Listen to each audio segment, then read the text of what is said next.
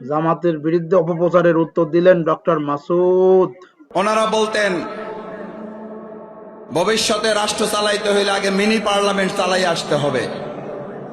Mini parliament চালান, তারপরে মানুষ বিবেচনা করবে আপনারা ফুল পার্লামেন্ট চালাইতে পারেন কিনা।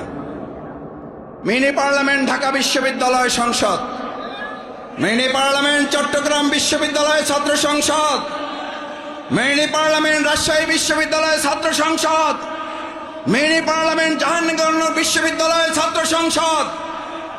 আজ তাদের কথা দিয়ে তাদেরকে জিজ্ঞেস করতে চাই, মিনি পার্লামেন্ট যখন হয় তখন আপনারা বলেছিলেন ওখানে তো আমাদের ছাড়া কাকে ভোট দেবে, দেওয়ার তো কেউ নাই।